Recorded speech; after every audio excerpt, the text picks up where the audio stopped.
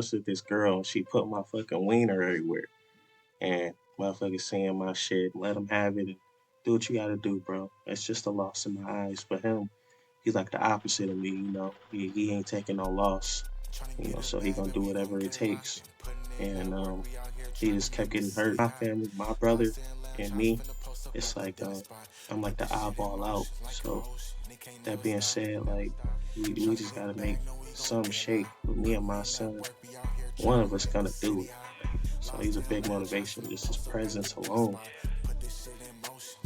All right, guys, we are back. I'm AOA. This AOA Shade. So we got Isaac Hendrix. Yes, sir. Amen. Thank Hey, you for having no problem, man. Third time's a charm. me. Yeah. Man, so tell us, man. You were in Miami. What led you up here? I was in Miami at one. Um, that's the most I've been there, and I was damn. I came here after a divorce with my parents, so ended up leaving with my dad. And you've enjoyed Fort Wayne so far, would you say? Yes, sir. It's a beautiful city, and I feel like it needs to be seen more and appreciated more. You said you're an introverted person growing up. What led you to being that? Would you say? Um, Being in the house all the time, my dad was so strict with having friends over, having new friends, period. So like that led me to diving into music, diving into the game, and yeah, just and basketball as well. In school, was that a priority at this time, or Nah, nah, that wasn't. I was a class clown. And I always stayed in trouble. In the office, that was my classroom. So yeah, other than when I went to seventh grade to 12th, every year before that, I stayed in trouble. So what was the switch? um, basically, just go. You said when? What was the switch? Oh, just going to a different district, and it just went off from there. I got better, but I still was class clown. You know, How many schools did you go to growing um, one, two, three, Timothy, Covington, uh, Portage, Southside, New Haven, five. That's including all the grades. moving around? That also made you more introverted, would you say? And then was it easy for you when you transitioned to different schools to make friends and integrate? Um, nah, it wasn't really easy for me. It took me a while, other than seventh grade to eighth. But once we got into high school, they just bounced out. I tried following them, but it was kind of hard making new friends. For the simple fact, I really wasn't a good talker. I was very shy. Um, yeah, man, being cyberbullied and bullied, just period, throughout seventh grade and throughout high school, it just messed me up with my communication skills. I was in my head all the time. What were they? What was it at this time? What was the type of bullying like? Was it like with clothes? Was it the way you act? Was it you the only black kid? Like what was? Basically, I trusted this girl and she put my fucking wiener everywhere. And motherfuckers saying my shit. And like, I'm always thinking about that. I'm Like over it yeah, now, but like the trust. yeah, the trust and that fucked me up bad because everywhere I walk, that's all people would think of me, you know? I'm like, damn, why would I even talk to him? Then other than that, people was gonna fight me over my parts, which was crazy. Um, so like, yeah, I just couldn't communicate with anybody around that time, other than maybe two people in my basketball team I was on. But other than that, I just stayed to myself. You know, And growing up as with the following your father, how was that like compared to when you see single parents of the with the mother leading the household? um, it was hard because my dad was like the homebody. He always stayed in the house, cooking. You know, he was like it was like role switch. He was the one working, he was the one cooking, and that's where I got like my eye from with the photography, because he always had his camera out everywhere we went. Vacation, he always got his camera out. So I'm like, damn, I need to follow his footsteps because every time I pull mine out, it's like I just feel like him a little bit. It just brings joy in my heart, just seeing things with my eye that other people can't see. growing up. Does Fort Wayne, because you've been all over, you have experience, you can say, Amen. does Fort Wayne have a lot of a drug problem or a big nicotine like in your generation or in our generation? For sure, nicotine, yes. The vapes, yeah. Around this time, yes. But beforehand, I didn't know anything about drugs or nothing until 20 years old. And yeah, I wasn't paying attention to none of that stuff. I was so focused on basketball and my health, like, cause smoking, I knew messed people's lungs up and all that, and I was just into basketball a lot until I started smoking. Then till this day, I really don't even hoop no more because of I'm just I just felt like smoking brought me down. It's nothing wrong with a change though. Like I can go right back to it, but like it's just not the same, you know. So yeah, nicotine is a big problem. Addiction is a big problem. People being addicted to anything, not just drugs, but just overindulging is once you should people once they realize that seeking help is it's not wrong with going to therapy. What can you talk about? What led you into delving into smoking? A woman trying to get over her and yeah, I had like a situation. She kept cheating on me, this and that, and she was smoking at the time, which is crazy. And I had like hatred towards people that smoked, and I didn't even know my dad was smoking. I probably wasn't gonna say shit to him anyway, but like just seeing, my woman or my friends, even my friend Sean, every time he went to like his friend house, knowing he would smoke like he'll ask me, and I'll just hell no, like I'm cool. I'll damn near just like belittle him a little bit. I didn't even know I was, but at the time that I think about it, like I definitely was, but he didn't really give a fuck or pay no mind, maybe because no words were exchanged.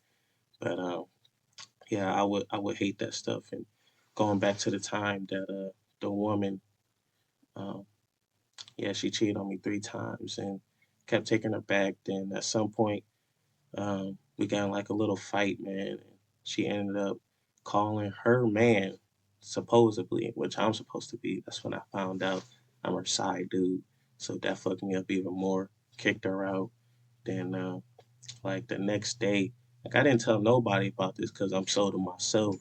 You know, the boys showed up with a restraining order, and I'm like, she was whooping my ass, like, and so that whole thing, then her having a lover, a secret, not a secret, but a secret to me. Um, so I just ended up trying to find a new route, which was my brothers and my stepbrothers were um, not going out, but going to like a little party with their girlfriends, and I was like third wheel in both of the like the both of the relationships. Mhm. So I really wasn't tripping. I just happy I wasn't home because if I would have went the other route, somebody was there waiting on me, which is her man. And I just really wasn't trying to face that situation with whatever road that can lead down with the police, me being shot, hurt, whatever could happen. I just wasn't looking forward to it. I'd rather go somewhere else. And I didn't even know I was gonna smoke. They just, hey, you wanna try this out? No, fuck it. I need to get some off my mind. And turn my life like a big ass 360 once I hit that blunt. And then you said you didn't notice people smoking before, and then when you did get into it, do you see do you think you noticed? Did you pay attention more, and do you see that a lot of people do it in Fort Wayne, in your opinion? Yeah, that part, like the smell alone, like I didn't even recognize the smell beforehand, but just walking outside and I smell like a whiff, or like if motherfuckers on at work and on break and you smell like a little whiff or something, you know what that whiff is, and like way beforehand, I didn't even know what that was or if it was a problem or a big deal to people. I just always went by my day, and yeah, Talk about that one song you're about to drop, "Bad News." Can you explain the history behind that, the meaning it has, the deeper meaning it has for you? yes, sir. I'm dropping Bad News sometime this month. It was already dropped already. It's just a re-release because of the music video, and it's only released on YouTube because I wanted to do it quick, at like right then and there. And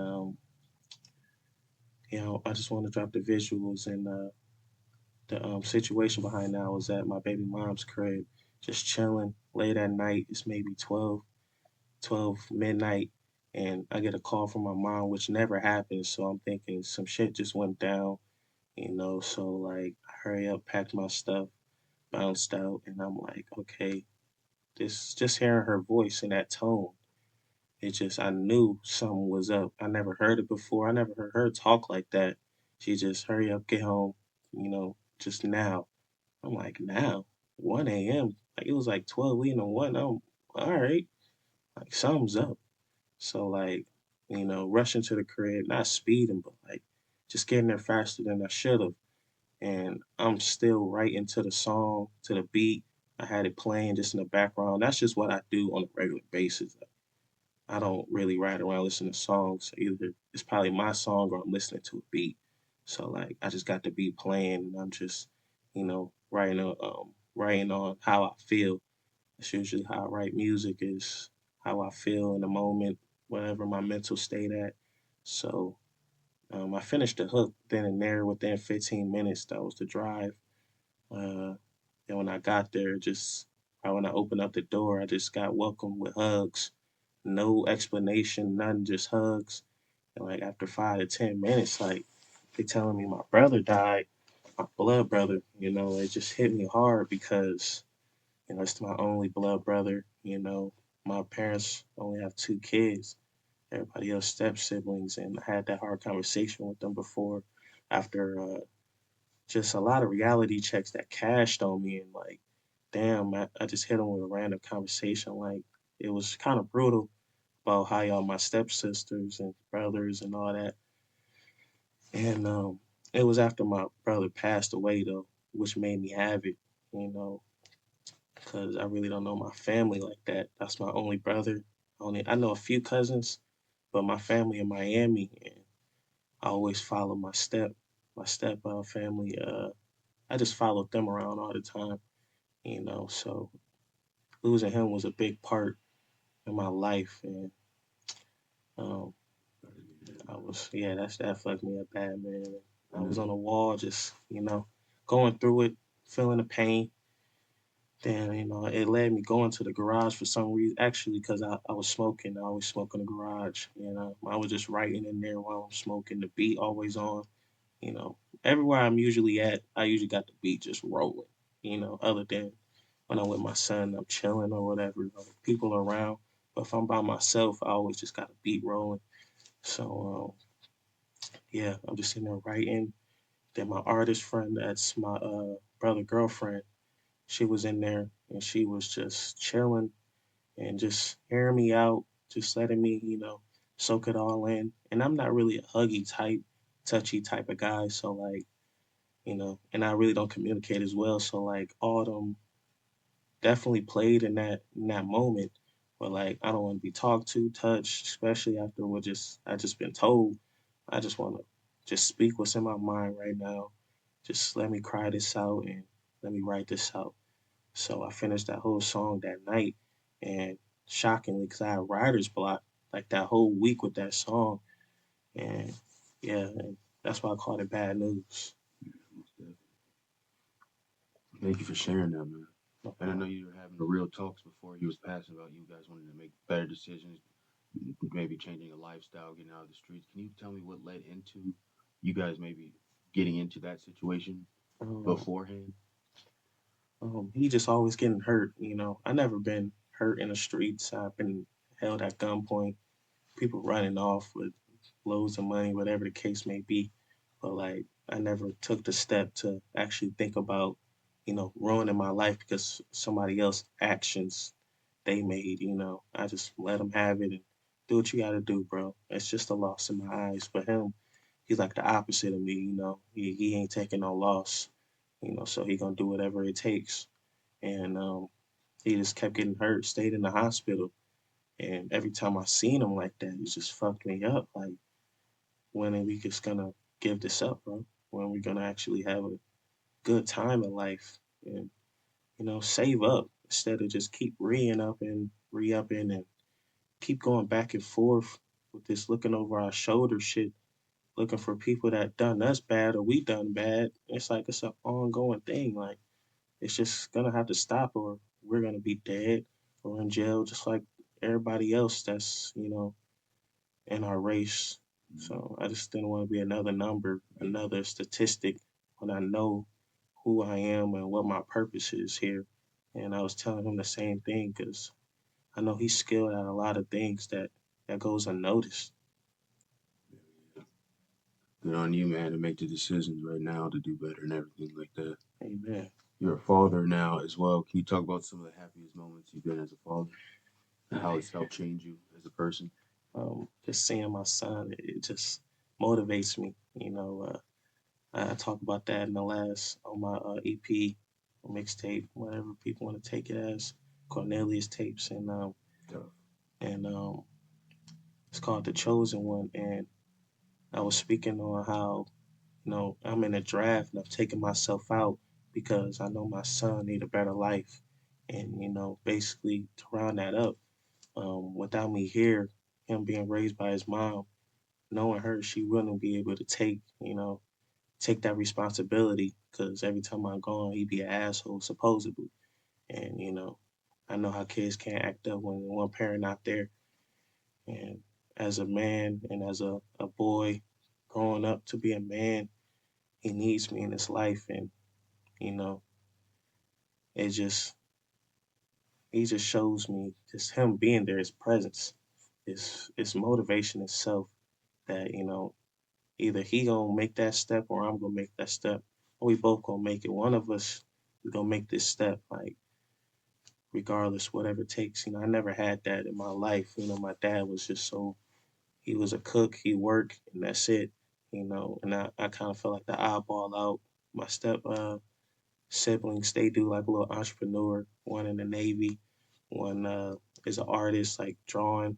One is a barber. So we got that entrepreneurship just in the family. But like just coming from my family, my brother and me, it's like I'm like the eyeball out. So that being said, like we just gotta make some shake with me and my son. One of us gonna do it. Like so he's a big motivation, just his presence alone. And just it just helps me be a better person because without him, I'll be out here going crazy doing whatever the case may be, man. Because there was a lot of decisions I made because of him that nobody knows about, obviously, because I'm an introvert and I don't speak much, but I make a lot of tough decisions based on my son and our both of our presence still being here on this earth. Yeah. Do you feel like every day you have a heavy burden that you have to face?